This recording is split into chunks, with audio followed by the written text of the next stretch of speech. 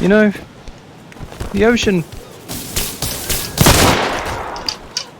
it's really rather beautiful.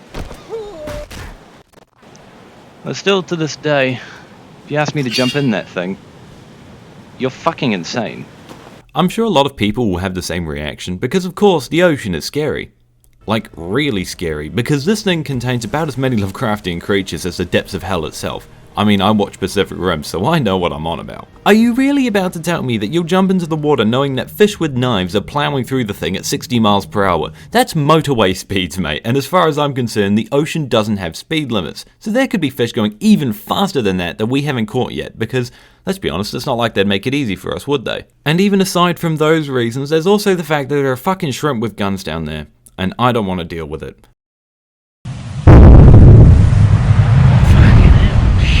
Shrimps are at it again. Fact is, the ocean is scary, and I'm sick of it, so I decided to start a journey to conquer the ocean one step at a time, and of course the first step is to know your enemy. So instead of quite literally diving into the deep end to find whatever hellish thing awaits me down there, I thought I'd start with something a bit more mellow. So with that all being said, allow me to introduce you to today's topic, Windbound. There's a fucking squid behind me, isn't there? Hello. What are you doing here? So what is Windbound? Well, it's an adventure survival game about skimming around from island to island, getting bits and bobs to make a new boat, and then a bigger boat, and then a longer boat. Really, it's just a lot about being on a boat, but I'm not complaining because the boat stuff is pretty nice. For instance, the whole thing is nice to use and makes making bigger and stronger boats really intuitive. You can place new hulls really easily and remove the old ones while also getting resources refunded to you, so you can essentially just straight up move it with no fuss. There's also a host of other things that your boat can get besides new hulls, like sails which allow you to move much faster once you get the hang of them, alongside armor plating for the bottom of your boat to reduce damage to the hulls. There are also fireplaces which have a wide variety of uses from cooking to smelting and a lot in between. Storage boxes, and an anchor to keep the floaty rat bag still for a minute. Swear to God, sometimes this boat just fucking left. All of this, because I'm a sentimental bastard, allowed me to develop an emotional attachment for my boat. I didn't want to hurt it, and I also couldn't be asked to fix it just because I crashed it into an island at Mach 1. It takes a lot of speed actually to cause that type of damage anyway. It's not likely you'll need to repair much at all. Okay, so we got a boat. How does it work? Fairly sure you know this one, but I'll give you a quick summary of the standard procedure. First push the boat into the water, next jump on board, and then go like hell.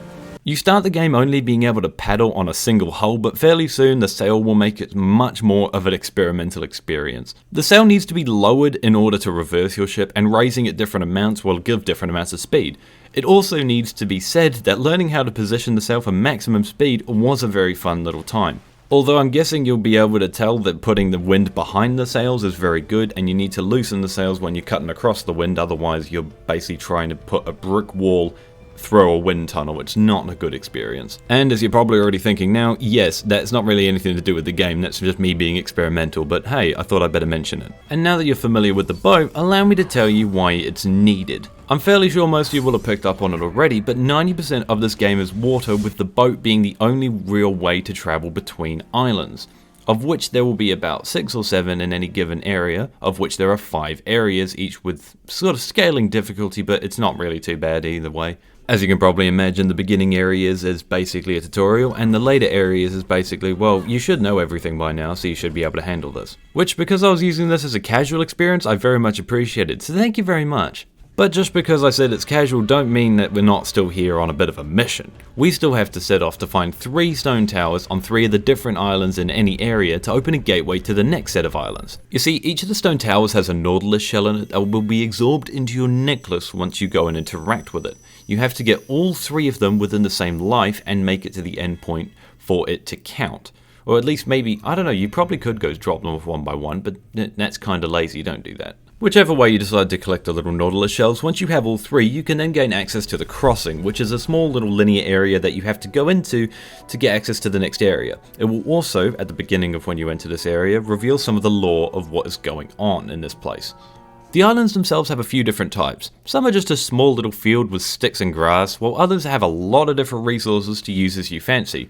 But, of course, some are less accessible than others, so make sure you choose what to fill your pots with carefully, lest you be stranded on a tiny speck of land and find yourself on a sinking ship with little more than a half stack of rocks and a mildly miffed attitude. You'll be lucky not to starve to death there, young'un. You're not wrong there, old mate. There's a bit of a gamble whether food will be accessible on any given island. Food isn't just from animals though either. There are also some decent vegetarian options, and that's probably the only time I'm going to say that in my life. And when I say decent vegetarian option, I just mean there's various fungus lying around. But on the off chance you're not a vegetarian, I'll tell you about all the murder I've been committing, because I'm sure no one will have missed the fact that apart from at the very beginning of the game, our young lady here has been hoarding sharp objects for just such a purpose. Now in terms of wildlife, we have quite the lineup here, from boars to these little fuckers, all the way up to gorns and gloom harrows. Each creature is also unique in its reason for hunting it and how it tries to deal with you poking in the back with a sharp stick. Now excluding all the other things that you get from them for a second, focusing on the meat of things, once you have meat it can be cooked at a campfire to stop it from giving you salmonella while trying to have lunch. And once it is cooked you can then put it back on the fire to make jerky, which has a much longer shelf life at the cost of mainly only helping regenerate a small amount of health and a decent amount of stamina. So really if you fall in the water you can use it to stop yourself from drowning.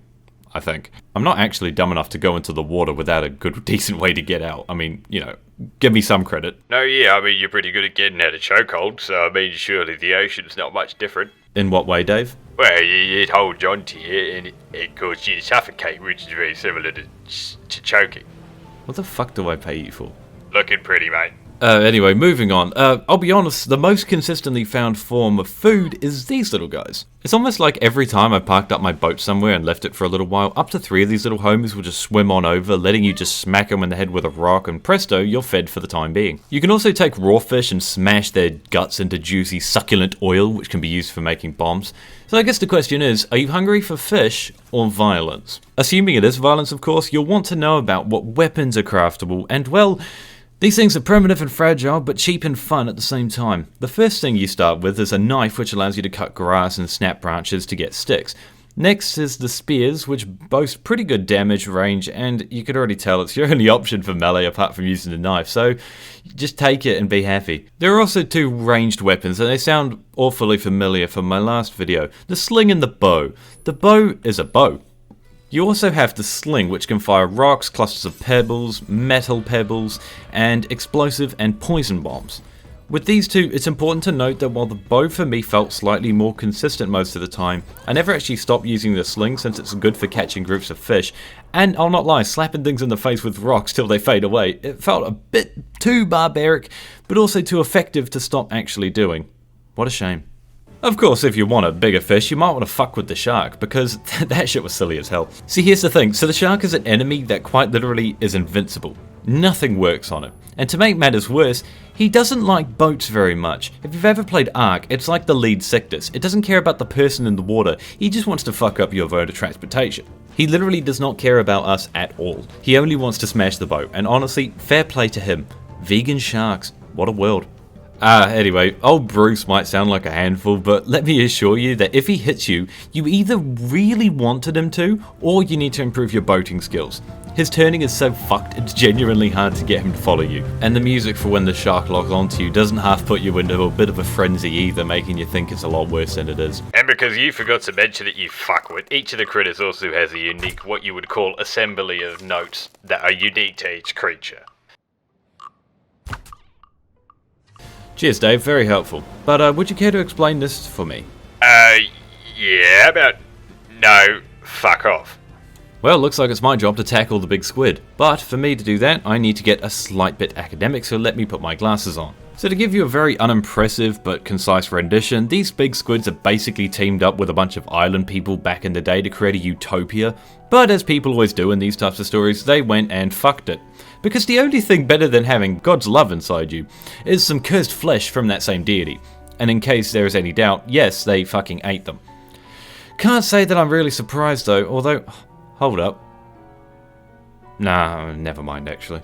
I had no clue what to expect from this game when I first started out with it, but the main reason I played it was really to try and get accustomed to the water before plunging into something like Subnautica, one of the more hardcore water horror type games.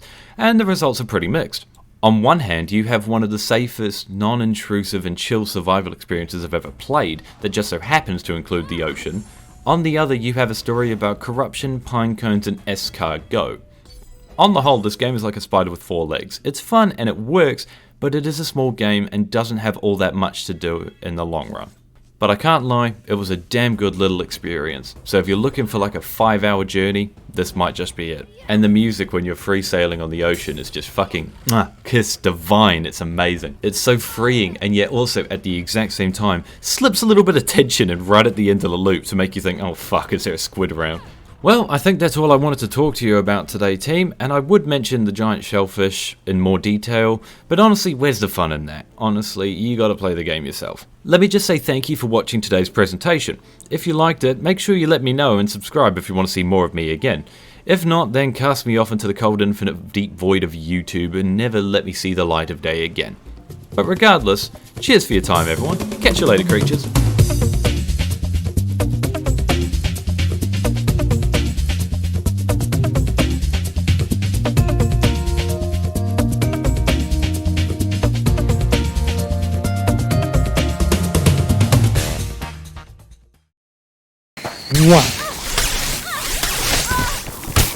Oi! Fucking let's go.